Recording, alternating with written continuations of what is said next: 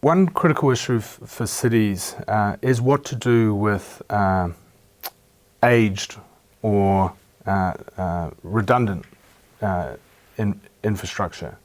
And there are some quite important examples where city leaders have looked to urban renewal, green spaces, and looked for opportunities to convert unused land or assets to create a spark or a real focal point for communities. And there are a couple of quite high-profile examples that are really being talked about and applied in different areas. I think it started with, when you think of perhaps two examples, port renewal, right? So having port infrastructure is often, given shifts in technology and demand patterns, you have large port areas, often with large warehouses that are not being utilised.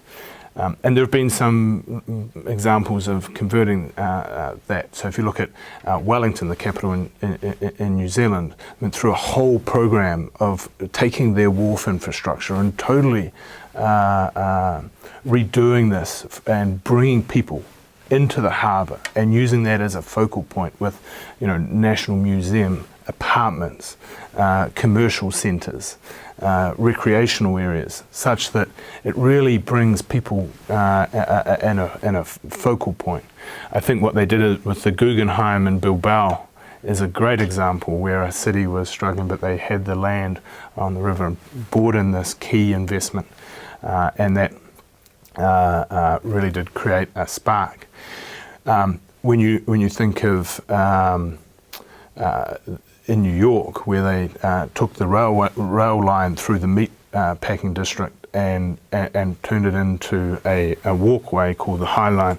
That is a great example of what was aged, unused rail infrastructure and made it a key feature where people were able to connect more with the environment. And if you look at the impact of some of these quite innovative ideas, it has very important spill-on effects to the city overall. One, obviously, it's a key part of, or a key attraction for both residents and visitors and tourists. It also, it also increases the real estate prices in these areas. It brings people in that want to live there, and you see a benefit in terms of growth and value for the citizens around those areas. Security in that area of New York used to be a problem, but now with this asset, different people moving into the area leads to a much better urban environment.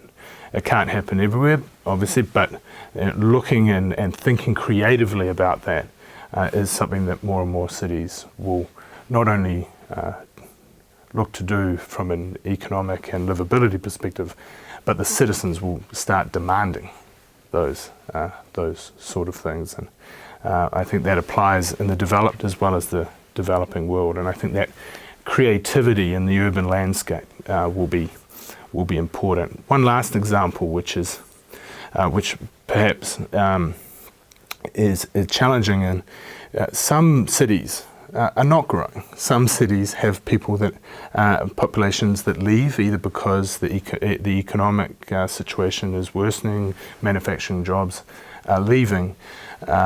And finding ways to reuse urban land and redeploy it. I think what Mayor Bing is doing in Detroit with city blight, destroying homes and empty houses, and then using that land for urban farming projects is bold.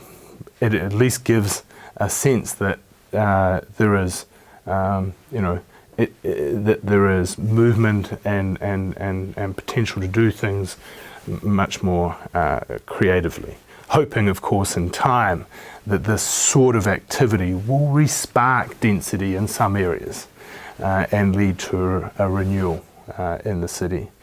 And so different cities overall have some of these different challenges, but understanding what assets a city has at their disposal, which is often land, to really make sure that the city is driving real innovation is going to be important.